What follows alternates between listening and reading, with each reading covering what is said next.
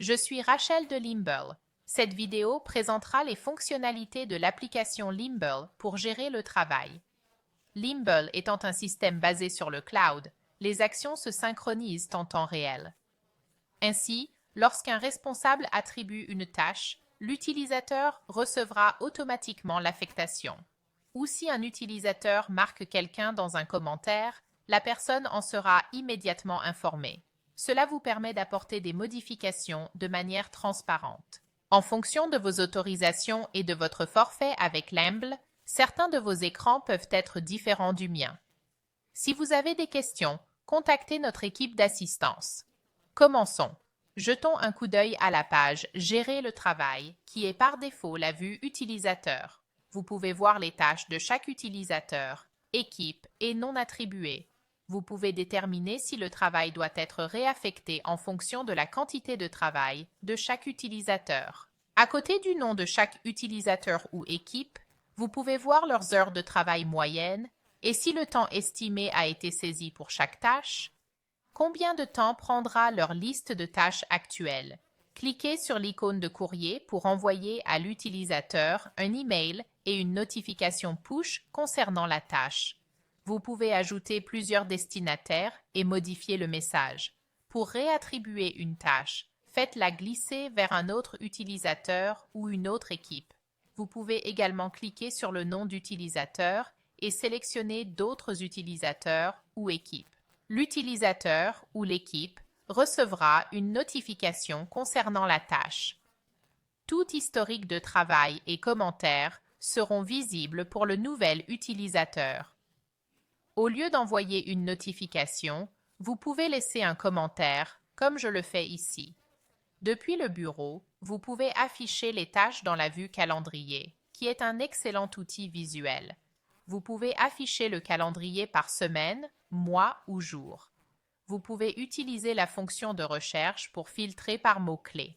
Par défaut, les tâches sont codées par couleur, par priorité. Les éléments bleus sont les tâches à venir. Les tâches ouvertes et en cours sont affichées dans leur couleur de priorité de tâche. Cette tâche est de faible priorité. Elle apparaît donc en vert sur mon calendrier. Cela peut coder par couleur par affectation en cliquant sur l'icône en forme de rouage. Vous pouvez modifier les dates de début des tâches et démarrer les tâches MS à venir plus tôt. Dans cet exemple, ma technicienne Candy est tombée malade cette semaine. Aucune de ces tâches n'est hautement prioritaire et peut être déplacée à la semaine suivante.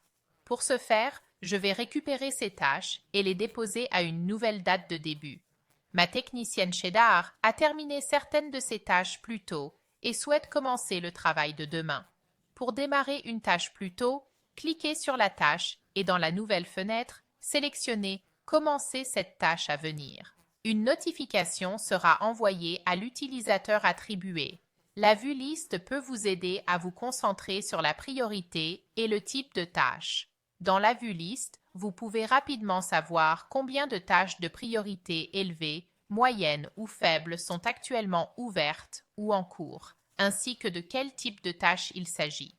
Vous pouvez filtrer votre vue en cliquant sur une colonne ou utiliser la fonction de recherche pour filtrer par mot-clé. Le dernier sur cette page est Action globale. Ceci vous permet de réattribuer, supprimer, finaliser, replanifier et changer la priorité des tâches. Vous pouvez également ajouter ou supprimer des balises personnalisées. Dans cet exemple, je serai absent cette semaine et je devrai réaffecter mes tâches à Cheddar. Dans la liste Action globale, je sélectionne Réattribuer des tâches, sélectionne mes tâches, puis clique sur Sélectionner. Dans la fenêtre, je les attribue au Cheddar et clique sur Sélectionner.